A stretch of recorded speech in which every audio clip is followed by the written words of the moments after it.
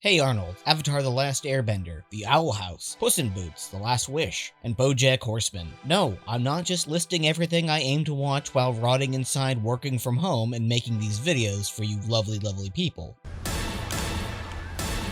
Ow. What do all these great animated pieces of media have in common? Well, aside from being absolute bangers, they all fall into the subgenre of animated dramedies.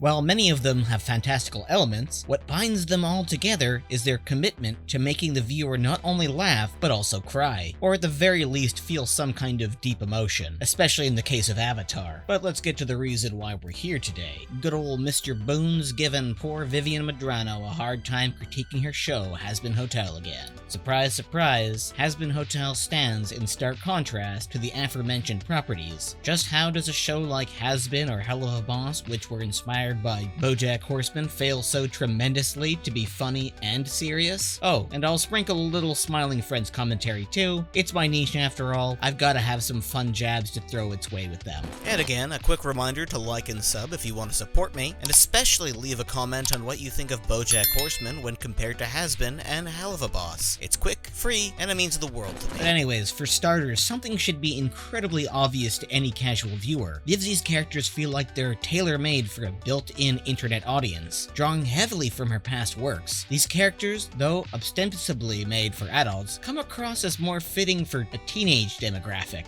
Even if she didn't intend this to be the case, on many occasions she's even tweeted that, but this stems from her creating her characters at a very young age, as a teenager. To some, they might have somewhat of an ironic appeal that harkens back to the edgier days of Invader Zim, or any number of other edgy TV shows that aired. And while this might explain their appeal to people watching ironically, it also creates limitations in tone and depth. Much of her writing, exactly like the art style, seems to reflect this dark period which I would like to refer to as the XD So Random era, where it feels like she can't go 1 minute without some mind-numbingly immature punchline, even when the scene doesn't call for it, just because that's her epic, random sense of humor. Now, this sense of randomness where you feel like you're gonna get jump-scared by a joke can work. For example, Smiling Friends. It's just 8 episodes long, the same as Hazbin Hotel, yet Zach Hadel wisely avoided going down the drama route. Much of their show revolves around a bunch of just random jokes that seem to come out of nowhere because the world itself is chaotic and odd. However, this is not a bug, it is in fact a feature of the show, as at the end of the day, Smiling Friends is basically just what Michael and Zach create as a way to make each other laugh and what they find funny. It never once pretends to be one of those more emotional, moral stories of The Simpsons that aired in the earlier seasons. Far from it, it's actually much more like some of the more chaotic SpongeBob episodes. And this makes sense since the creators are more inclined towards humor. They both play to their strengths, and it worked. Both Zach and Michael have never made serious dramas, so if they ever attempted it, that would have just ruined the overall final product that is Smiling Friends. But that said, that doesn't mean that Smiling Friends isn't devoid of nuance. Take a character like James, who abused Charlie while he was actually trying to make him smile. While his genuine abusive behavior is played for laughs, the after-credits scene reveals a surprising layer of depth and sadness to him, showing that the series can balance humor with emotional undertones when it chooses so.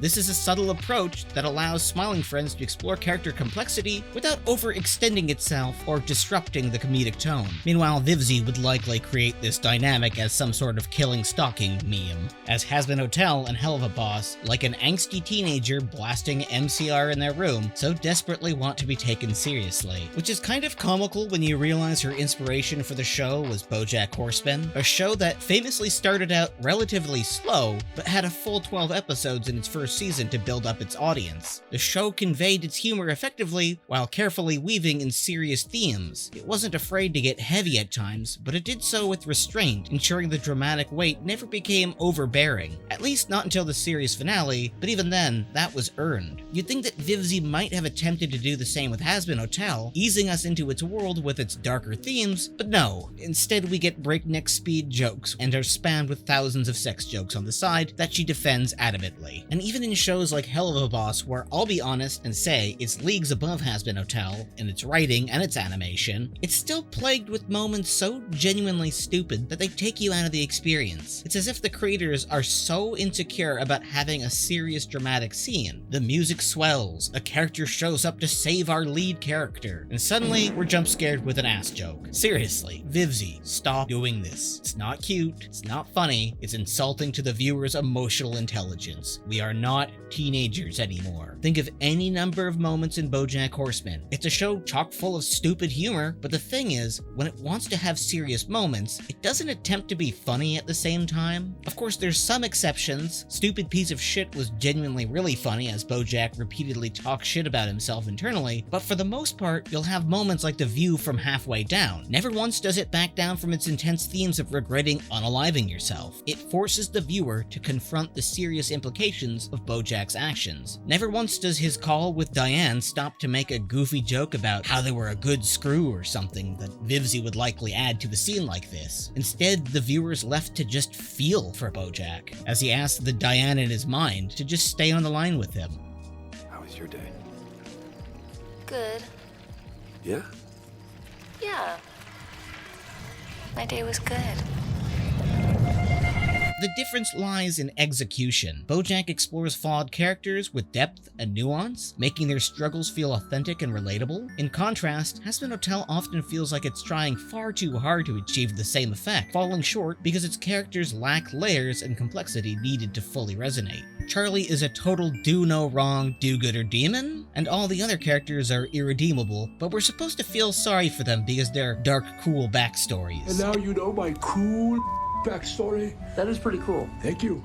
Everything is so rushed, we never get a sense of why we should care about these characters or their decisions, unless you're somebody who's followed Vivzie forever and just kind of know the lore of the characters. Not too different from the Five Nights at Freddy's movie, where it actually just completely ignored telling a proper story and just assumed that the viewers knew everything because they were probably fans of the games. Meanwhile, in Bojack, even the most unlikable characters are humanized, literally, in the case of the animal characters, and figuratively, as we watch Diane, someone as miserable as Bojack, genuinely turn her life around after having a divorce with Mr. Peanut Butter, instead of remaining the one-note sad girl that she kept trying to force herself to be as some romanticized way of dealing with her trauma. When I was a little girl, I thought that everything, all the abuse and neglect, it somehow made me special. And I decided that one day I would write something that would make little girls like me feel less alone. Then maybe write this other book. Maybe this book does that too. Yeah? And there are various other intensely themed episodes of Bojack Horseman, all of which are never negated by any joke made later on in the series. But then you got Hazbin Hotel, where you get episodes where a character is SA'd, but the absolute intensity of that is immediately negated when a character like Serpentius is implied graped off screen as a joke. The show never knows when to stay in its lane, and in the end, it's hurt for it. Vivzie wants to have her cake and eat it too. That's about it, guys. While Hazbin Hotel has its merits for sure, it ultimately doesn't measure up to the animated dramedy greats. By focusing on superficial appeal and internet subculture over its substance, it misses the opportunity to deliver meaningful emotional payoffs. Comparing it to Bojack Horseman just highlights these shortcomings, while the success of Smiling Friends, on the other hand, shows the value of understanding your strengths and weaknesses as a creator. As I'm certain, Zach knows damn well if he ever tried to make his show a comedy drama in the vein of something like Bojack Horseman, not only would it have been awful, but it would have ruined his first impression on television. Much like my old film teacher used to say about filmmaking, start small and grow big with time. Don't try to appeal to everybody. Narrow your scope, do what you do well, and only later, with experience, attempt to branch out.